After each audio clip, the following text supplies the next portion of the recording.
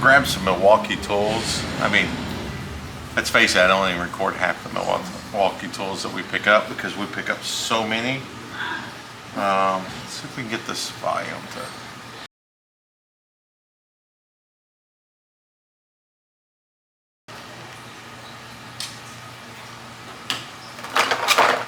So, Milwaukee, what do we get? We got a crescent.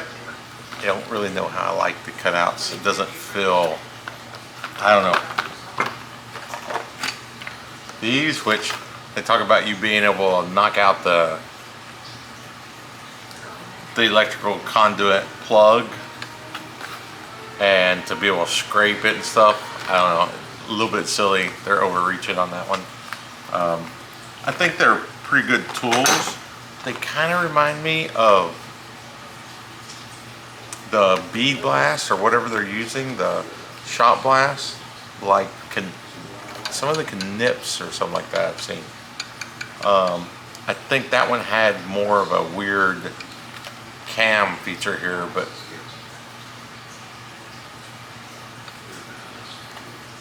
yeah, it's weird. They show it using the ends to clean out the tubing and stuff. To be honest, I don't think these are going to be my electrical tools. Ream and punch. Yeah, they're just adjustable pliers. Come on. The one I'm excited about the most with my hydraulic stuff that I do and O-rings, this pick kit. Now, the pick kit is flat and soft surfaces. It's not sharp like some of my other picks, like my Harbor Freight picks. You touch an O-ring with it, you've cut it. You've poked the hole in. They are sharp, like crazy sharp.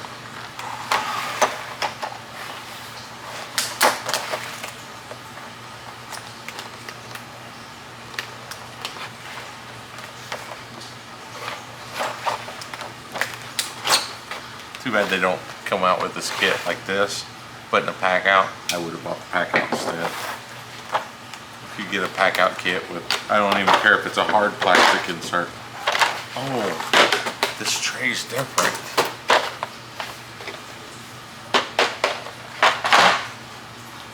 It doesn't feel as brittle as the trays for their screwdrivers and stuff. It's like a little harder. But anyway, the important thing is this. The points are not so sharp they don't poke through something. They're sharp, they're pointy, you know, but they're not sharp like my other ones. If I touch that, every time I touch it would probably bleed. It's not as sharp. Now these, well, they're sharp, but they're not. Yeah, those aren't as sharp either. And that comes to a small point. That's got a point, that's got a sharper point on it. It's probably hard to make some of these that aren't really, really sharp. That one's sharp. That one's not, yeah, that one's sharp, but it's not near as bad as those other ones. But none of the big ones are sharp at all. They're downright. I like that. That's one of the things I was looking for when I'm working on those sills and I'm pulling on the sills. A lot of times I stab through it and start tearing them apart. Older cars tear apart way easier.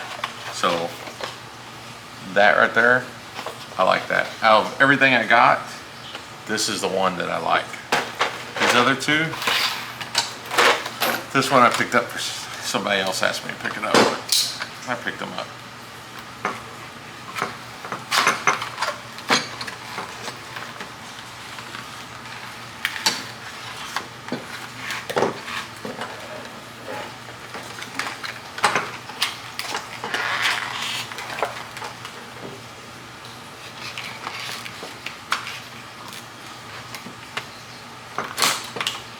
Stripping stuff back at the yard and using my knife around the small scale, so things getting dull. Need to get in there and sharpen it.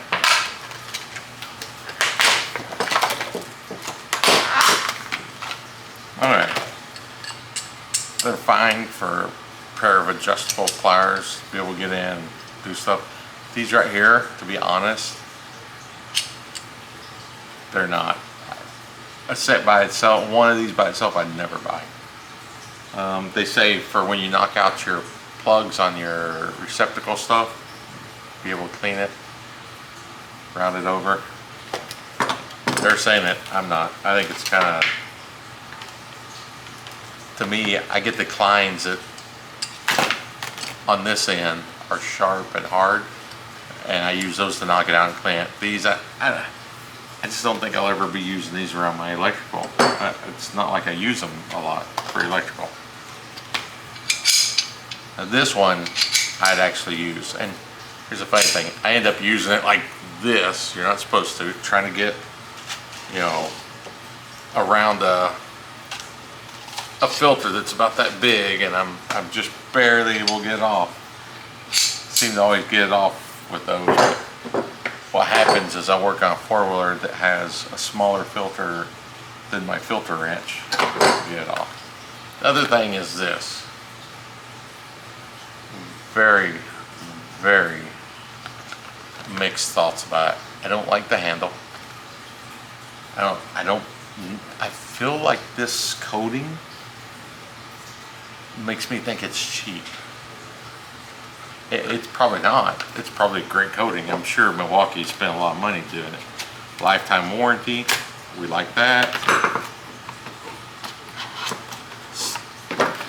Says these jaws will not back off. I guess it's got something, some kind of a locking mechanism in the adjuster that stops it.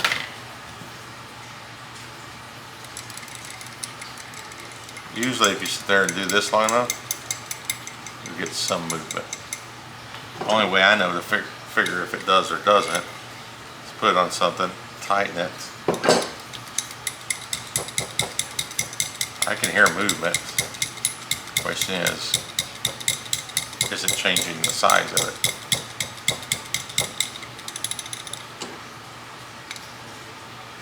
It did change the size. It's a little looser. Not a lot, but it's a little. And jaws won't back off.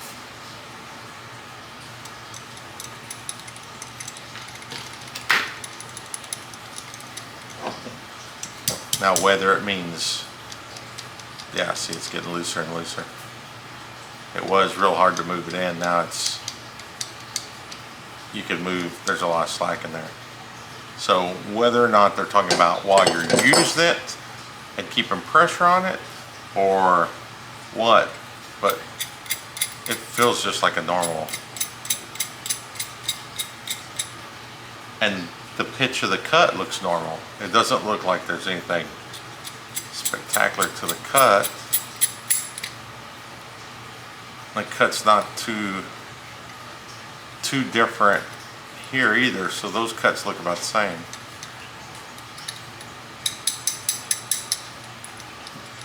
About the same normal movement as there always is in one of these. I really don't see anything special about it. I mean, the shape doesn't, I don't know. And the plastic in the center, what's it gonna be like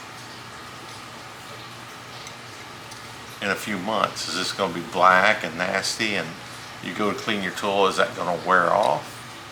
The Milwaukee white? I don't know. You're gonna have to find out. Anyway, out of everything today, that's the kit I like. And don't get me wrong, I have a pick set from Milwaukee, way sharper than this.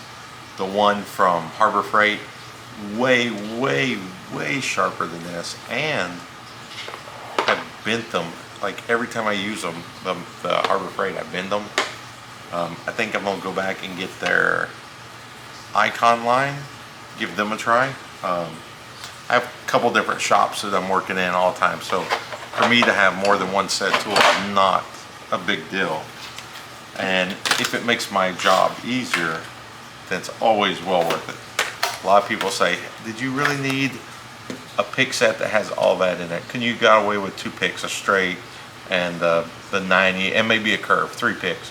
Yes, but you know, if I've got something big and I'm trying to get it out, instead of grabbing the screwdriver, I grab something like this and I can get in there and pull back.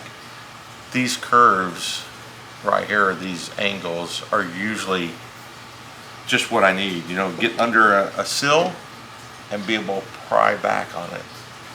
So yeah, I think it's worth it having different set tools, and I want a good solid quality set that will last. I used to love Craftsman 30 years ago, I guess, 25. I've still got some of the big, like the 3/4 ratchet. I have that whole set, beautiful set. I've got that one, and then I have the ratchet that's got the little ball on top with the grease fitting, or the oil fitting, and serviceable. Dude, that thing, when I got it out of high school, the thing was 20 years old.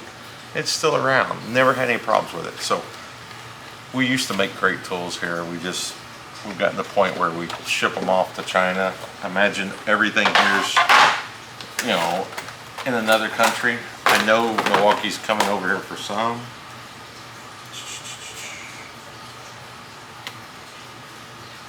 I do like to see it says Milwaukee Tool Company and it says United States address, but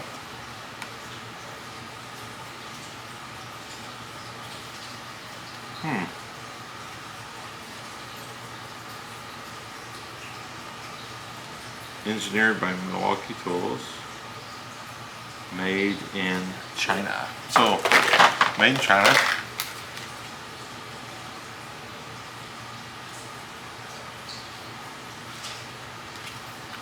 Made in China, so these guys were made in China. The only thing we got left is this guy.